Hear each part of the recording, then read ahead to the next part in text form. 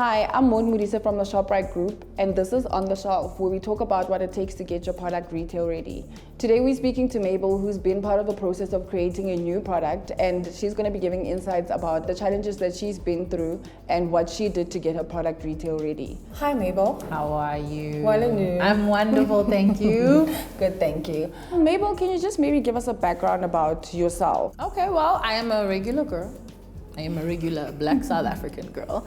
And I used to be in production, broadcast technology. And it just so happened, well, now it just so happens that one of my other passions is my actual life's purpose, which is food. So while I was still in broadcast and being a mom and catering to my kids, I started doing what I was naturally doing, which is feeding my family. And now I feed the rest of the country. Yeah. So how did the idea of the corn dog come from? My husband and I were being good parents, chaperoning a birthday party. So my daughter had asked if she could have a sleepover for her and 12 of her friends. So including my two sons, that was 15 kids. By 5 o'clock, everybody was pretty full. Yeah. Pretty full. I'd been feeding them the whole day. They'd been eating and drinking the whole day. So there I was sitting in my kitchen thinking, I'm gonna order myself something nice. I'm gonna make myself something nice just for me. So I've been catering to these people. Now you. So I thought, what have I never had? And all of a sudden a corn dog popped in my head and I thought, let me just order one quickly. Went to all the big food delivery guys and I couldn't find anybody who made any. Googled some big retailers around me, couldn't find any. So I was like, that's odd. So then I just Googled what the basic ingredients were. I made, I think about 10 or 11. So as I was having my corn dog, I screamed, guys, I've made corn dogs. And the kids came rushing in. I swear they lost their minds. I don't know whether it was food on a stick or a new food they'd never seen before, lost their minds. And the very first question that I got while everybody was eating was, Auntie Mabel, where did you buy these? And I was like, I didn't. I made them. I was like, wait, if I make them, will you ask your mommy to buy you some? And they were like, yeah. And honestly, that's how Browns was born. So obviously now you've got this corn dog that you've just made and you want to sell it, you want access to a market, you go to Shoprite. From the corn dog that you made in your kitchen to the corn dog that you sell now, what is the process and how did you get it retail ready in layman's terms? So I'm just gonna start off by saying that there are many brilliant ideas out there. There are many brilliant ideas that will never come to fruition because people died with them. So there is no stupid idea. Don't think your idea is silly or too small or too big. So what the first thing I did was, I went and I spoke to my husband about it. I was like, babe, you know I made corn dogs for these kids and they all just went ballistic, right? And I thought, I couldn't find any when I wanted to buy some. So I said to him, do you think maybe there'd be a retailer who'd be interested? This is just a normal conversation we're having over breakfast. And he goes, I don't know. What is it even a corn dog? So made him some. And it took him a few weeks, but a few weeks later he comes back to me and he does something really important that every entrepreneur needs. He holds me accountable. He's like, you had an idea. What happened? I was like, oh, well, I don't know. I thought, who am I gonna call it checkers? Do I know anybody? He goes, well then pick up the phone, get onto Google. Google checkers head office. Literally, that's what everybody else should do. I literally got onto Google and I Googled checkers contact details. And I called and I got through to reception. So they sent me to the right person and they were like, well, you need to speak to so-and-so. He's the buyer for the department that you're saying you're interested in. And yeah, next thing I knew, I was told, please come in for a meeting and let us understand how we can help you.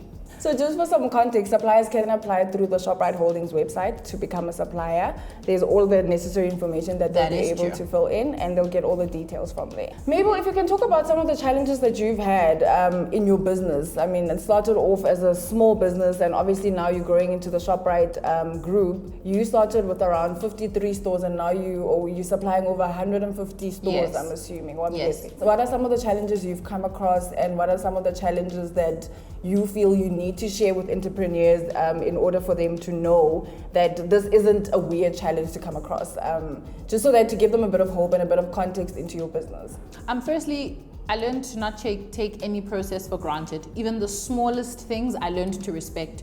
I respected that this was an entrepreneurial journey and that there was a lot that I didn't know. So I had to put all my intellect and my smarts aside and be willing, ready, and able to accept help and advice not just from the buyer, but from food technologists, from family, and from friends. So cool. After the phone call happened, my husband's really brilliant. He's our COO. He's really brilliant with graphics and with animation.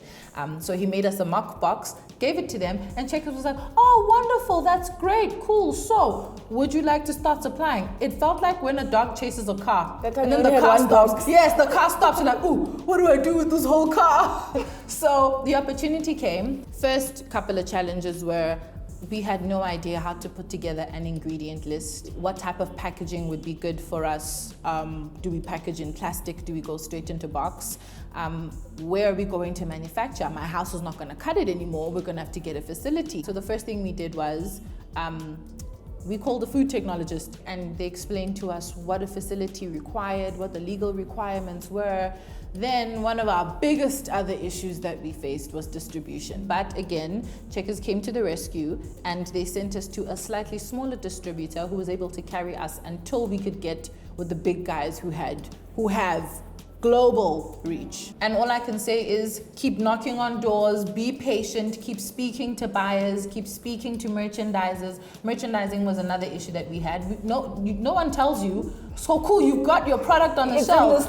Cool, so who's unpacking it? I'm like, the store? No, so there was a lot to learn. And it is so easy to take for granted that I have a good idea. Somebody's accepted my idea. They're going to put me on the shelf, and then not respect the rest of the processes. Not giving respect to your product, your brand, and the processes will harm a person.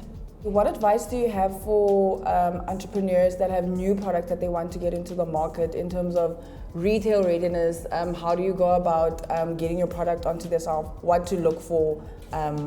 Maybe some tips.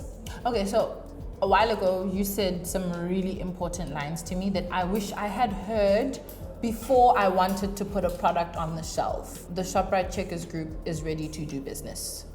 And they're with small suppliers. That is such a critical line. That is such an invitation to share my ideas and my innovations with somebody who is called Africa's biggest retailer. I don't know if people have seen Africa, but it's huge. Yeah. So it can feel really intimidating. The first piece of advice I'm going to have is have somebody who's going to hold you accountable. It would be so easy to think of making corn dogs and then never do it. But because I had somebody on my back who asked me constantly, what are we doing about it? Who did you call? What did they say? And when they said that, what did you do about it? Have somebody who's gonna hold your dreams and your passions accountable. Believe 100% in your product. Know that there is space in this world, hey? There is definitely space. And with organizations like this that have made it publicly known that they're willing to do business with people, none of us have an excuse.